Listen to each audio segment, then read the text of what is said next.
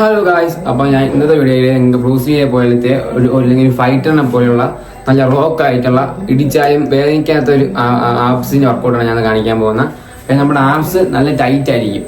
അപ്പോൾ അങ്ങനെയുള്ള ഒരു റോക്ക്ഡ് ആപ്സിന് വേണ്ടിയുള്ള വർക്കൗട്ടാണ്. ഒരു 5 വർക്കൗട്ടാണ് ഞാൻ കാണിക്കാൻ പോകുന്നത്. ഈ 5 വർക്കൗട്ട് നിങ്ങൾ 30 ഡേയ്സ് ചെയ്താൽ നല്ല മാറ്റം ഉണ്ടാവും. നിങ്ങൾ അത് കഴിഞ്ഞ് കണ്ടിന്യൂ ചെയ്യുക.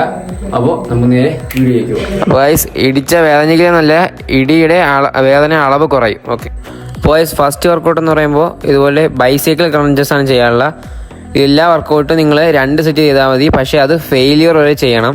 പിന്നൊരു കാര്യം ശ്രദ്ധിക്കാനുള്ളത്, നിങ്ങൾ ഈ വർക്കൗട്ട് ചെയ്യുമ്പോൾ കറക്റ്റ് ഫോമിൽ നിന്ന് തന്നെ ചെയ്യണം. അതായത് നിങ്ങളെ ഓപ്പോസിറ്റ് എൽബോയും ഓപ്പോസിറ്റ് നീയുമായിട്ട് ടച്ചിങ് വേണം എപ്പോഴും.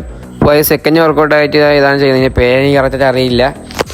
അപ്പോൾ ഇത് ചെയ്യുമ്പോൾ നിങ്ങൾ കറക്റ്റായിട്ട് ചെയ്യണം. കാരണം നിങ്ങളുടെ ബട്ടക്സ് മാത്രമേ തറയിലിരിക്കുകയുള്ളൂ.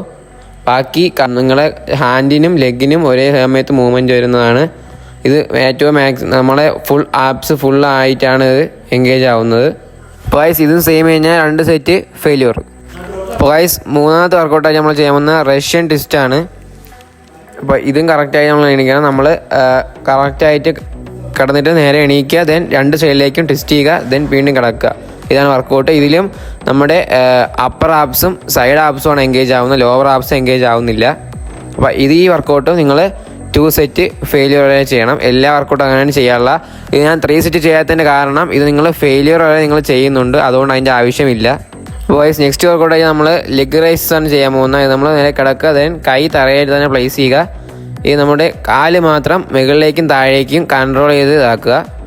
നമ്മൾ താഴെ കാല് വരുമ്പോൾ തറയിൽ വെക്കരുത്, തറയിൽ വെക്കാതെ തന്നെ പൊക്കണം. എന്നിട്ട് നമ്മുടെ തല നമ്മൾ കണ്ണെങ്ങോട്ട് നമ്മൾ സ്റ്റൊമക്കിലേക്കായിരിക്കും നോക്കേണ്ടത് എപ്പോഴും, എന്നാലേ കറക്റ്റ് അതിൻ്റെ എഫക്റ്റീവ് കിട്ടുള്ളൂ.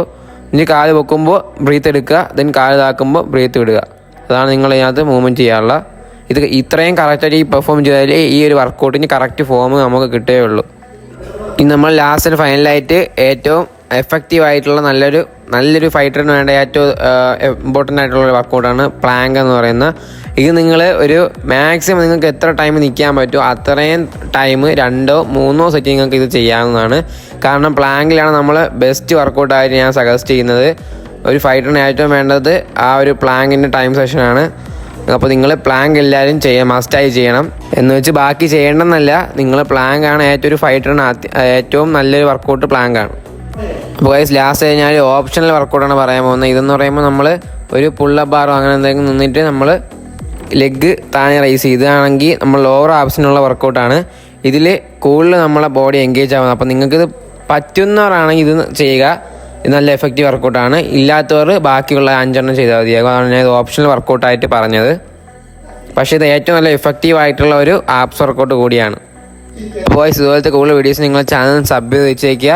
അപ്പോൾ ഇതുപോലത്തെ നിങ്ങൾക്ക് വേറെ ഫിറ്റ്നസ് റിലേറ്റഡ് വീഡിയോസ് നിങ്ങളൊന്ന് കമൻറ്റ് ചെയ്യുക, ഞാൻ ഇടുന്നതാണ്. എല്ലാവർക്കും ഗുഡ് ബൈ.